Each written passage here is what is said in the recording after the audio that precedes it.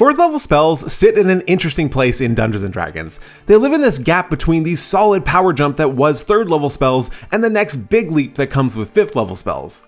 What the design team seems to do with these even numbered spells though is get a bit more experimental, which is often kind of fun, but can also lead to some less exciting results. For all the absolute bangers that exist in 4th level, like Dimension Door and Polymorph, there is no shortage of very questionable designs thrown into the mix as well, and those are the ones that we're going to be discussing today. Now, I've made this exact same caveat every time I've done one of these videos, but yet somehow there's always comments that seem to have just missed the point. I want to be clear that I am not explicitly evaluating the power level of a given spell. Very good spells are not necessarily poorly designed, and similarly, bad spells aren't necessarily poorly designed either. Niche spells that are rarely picked but do serve a function and serve it well are also not necessarily poorly designed. But to be even more clear, the power, or at least the relative power of a spell at its given level, can be a relevant element of design to consider, it's just not the most important factor. And yes, obviously a DM can change or modify anything as they see fit, but that's clearly not the point here. We're evaluating the text as written. The spells I'm looking at fall into 3 main categories. Trap spells, ones that appear like they have some good or great value, but in reality they just aren't. And then there's extreme outliers, spells that are just so disproportionately good or bad that their existence is actually problematic for the game as a whole. And finally, there's what I call answer spells. Think Goodberry, spells that effectively remove an entire challenger pillar from a campaign just by virtue of their very existence. Overall, I found 4th level spells to be reasonably balanced across the board, but that's certainly not to say that there aren't plenty of weird ones in the mix. I'm currently on the quest to hit 10,000 subscribers by the time that the revised D&D Player's Handbook comes out in September. So if you like what I do and want to help me reach that goal, a sub to the channel would really mean a lot. Shout out to all my members, Julian in the Champion tier, Jackal3 and Jumpy Sonic Bear in the Hero tier, Julio, Siren XY, Brain Laborks, Nathan, and D&D Unoptimized in the Warrior tier. Your support really means a lot, and I can't thank you all enough. So if you'd like to help me out for as little as $1 per month to get shoutouts, early access to new videos, and a whole bunch more, click on the join button. Thanks. First up is Elemental Bane. This spell is available to druids, warlocks, wizards, and artificers. It costs 1 action to cast, has a range of 90 feet, has verbal and somatic components, and requires concentration for up to 1 minute. It reads, choose 1 creature you can see within range, and choose one of the following damage types: acid, cold, fire, lightning, or thunder. The target must succeed on a Constitution saving throw or be affected by the spell for its duration. The first time on each turn that the affected target takes damage of the chosen type, the target takes an extra 2d6 damage of that type.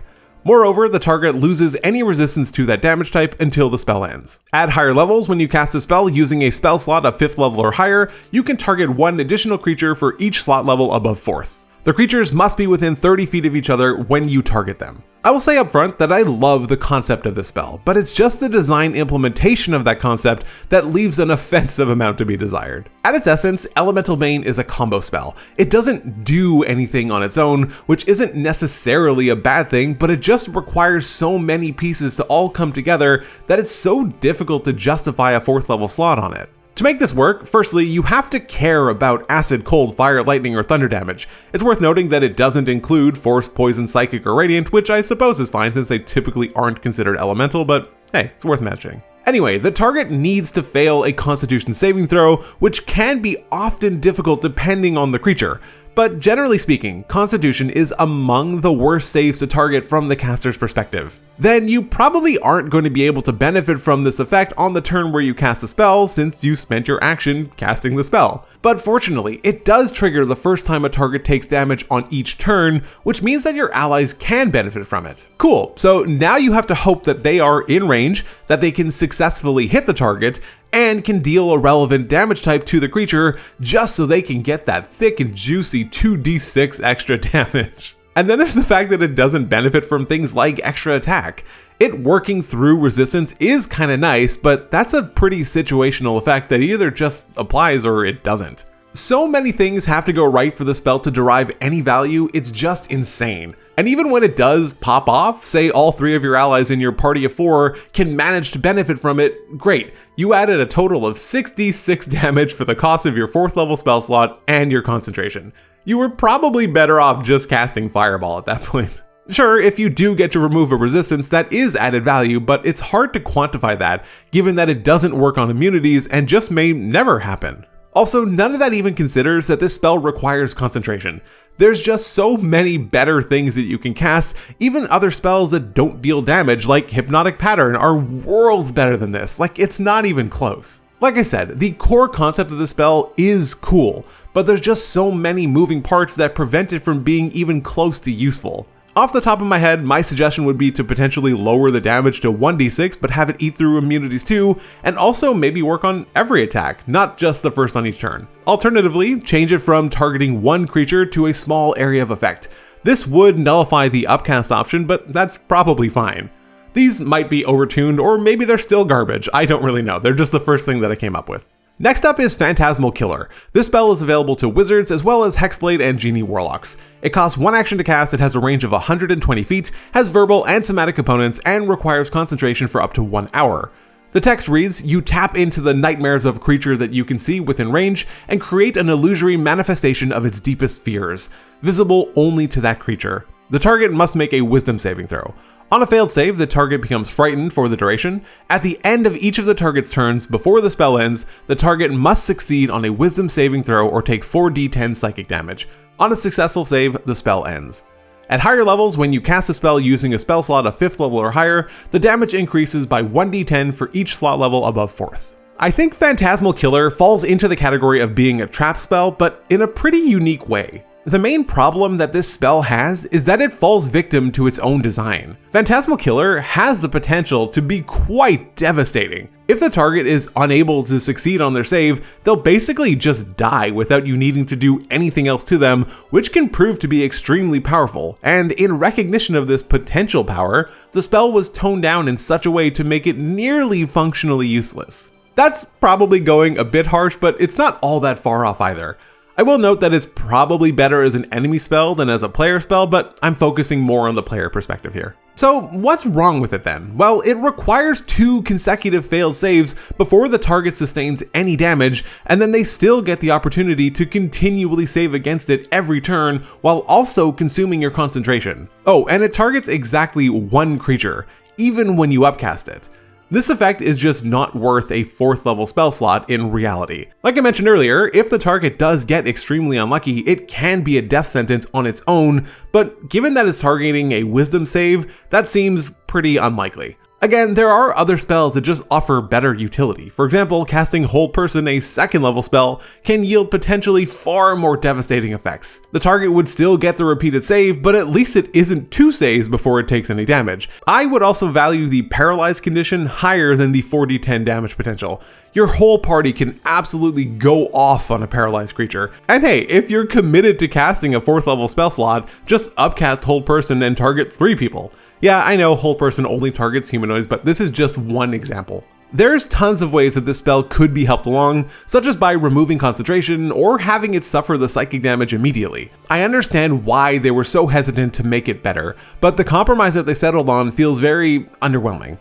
It is worth noting that Phantasmal Killer was actually hardcore in previous editions, with the potential to outright kill, but the save or die effects aren't really all that fun anyway. Maybe I should do videos on spell histories, that could be pretty fun. Let me know in the comments if you'd be interested in seeing that. Next is Grasping Vine. This spell is available to druids, rangers, and nature domain clerics. It costs 1 bonus action to cast, has a range of 30 feet, has verbal and somatic components, and requires concentration for up to 1 minute.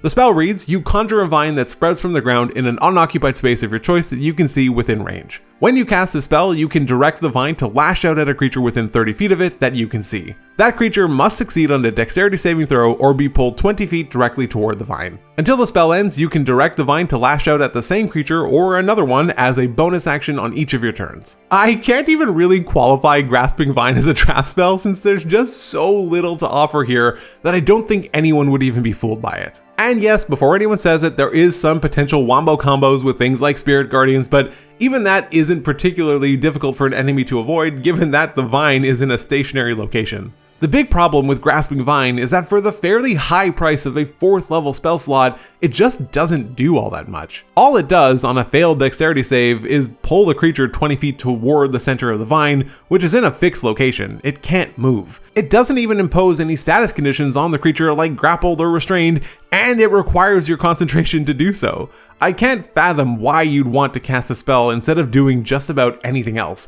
Honestly, even Elemental Bane as another combo, I feel would be a better use of your 4th level slot. The crazy thing to me is that Thorn Whip, a cantrip also available to druids, isn't all that much worse than this spell, and remember, that's a cantrip, not a 4th level spell. Granted, Thorn Whip is an attack roll, which might actually be better, and has a shorter range, but at least it deals some amount of damage. It requires no concentration or spell slots to be spent. Concentrating on Grasping Vine as a ranger also means that you're not casting Hunter's Mark, which is probably not worth sacrificing in order to cast this, except in some incredibly niche scenarios. This spell is just so disproportionately bad for its cost, it barely makes sense. And yes, there is the argument to be made that it can be used obviously outside of combat for the purpose of maybe saving a falling creature or something, but the reality is that there's just even better spells that can be used for that, and this cost is just so high for such a simple effect. Next, let's talk about Confusion. It's available to bards, druids, sorcerers, wizards, knowledge domain clerics, circle of spores druids, and oathbreaker paladins. It costs 1 action to cast, has a range of 90 feet, with a 10-foot sphere, has verbal, somatic, and material components, and requires concentration for up to 1 minute. The text reads, "The spell assaults and twists creatures' minds, spawning delusions and provoking uncontrolled action. Each creature in a 10-foot radius sphere centered on a point that you choose within range must succeed on a wisdom saving throw when you cast the spell or be affected by it. An affected target can't take reactions and must roll a d10 at the start of each of its turns to determine the behavior for that turn. On a 1, the creature uses all of its movement to move in a random direction. To determine the direction, roll a d8 and assign a direction to each die face. The creature doesn't take an action this turn. On a 2 to 6, the creature doesn't move or take actions this turn.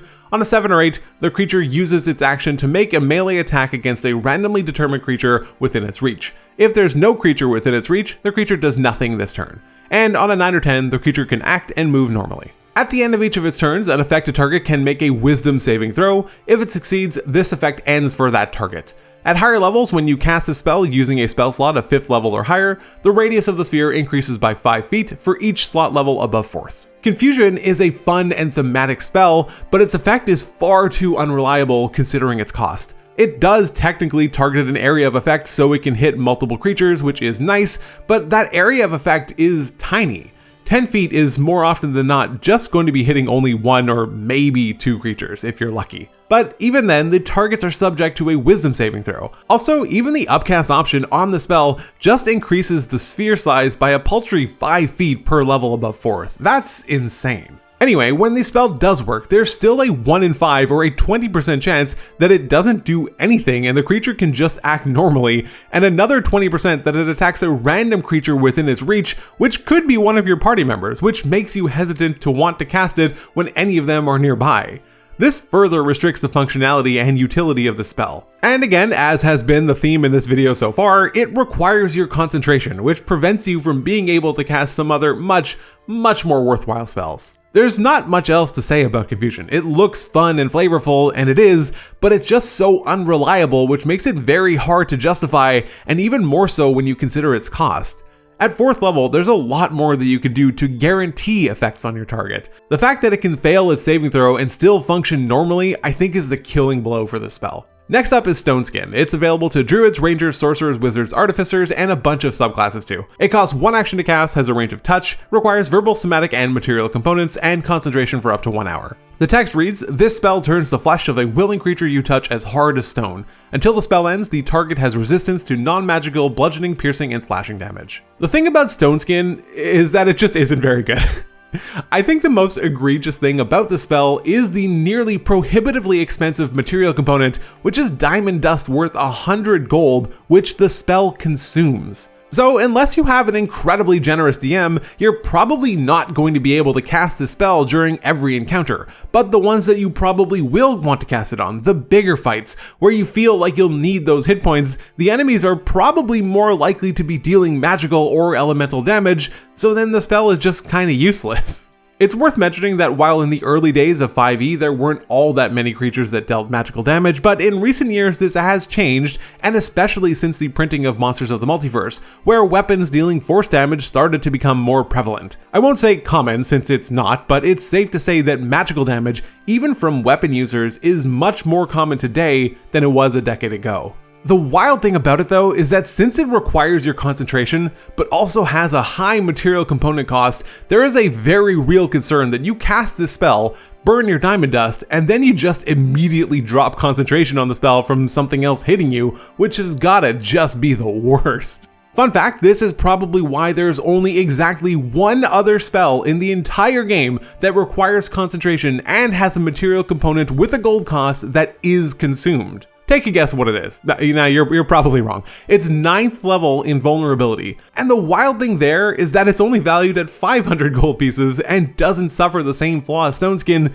since with invulnerability, you can't drop concentration from damage since you're immune to all damage, though some status conditions could potentially still cause it. There's plenty of other concentration spells that require material components with a gold cost, like Dawn and Find the Path, but they aren't consumed in the casting. There's a few ways to address Stoneskin that can potentially make it more usable. At a 4th level slot, it's already expensive enough. The material component could be removed or at least not consumed in the casting. This would also put it in line with literally all but one other spell in the entire game. Alternatively, keep the cost but at least remove concentration so you can't get immediately burned by losing concentration on the spell. I'm still not convinced that it makes it good, but at least it's a step in the right direction. The last two spells that I wanted to talk about are Conjure Minor Elementals and Conjure Woodland Beings, but it's basically for the exact same reasons that I discussed when I covered Conjure Animals, which I've talked about in multiple videos already. These super Coles notes are that they are just grind play to a halt, but if you want to see my full discussion on it, I'll leave my 3rd level spells video link below and in the end cards, so you can feel free to check it out. So that's it, that's my list of the worst designed 4th level spells. Let me know just how wrong I am in the comments below. It's my favorite part of making these videos. Consider subscribing if you enjoy what I do, but otherwise, take care.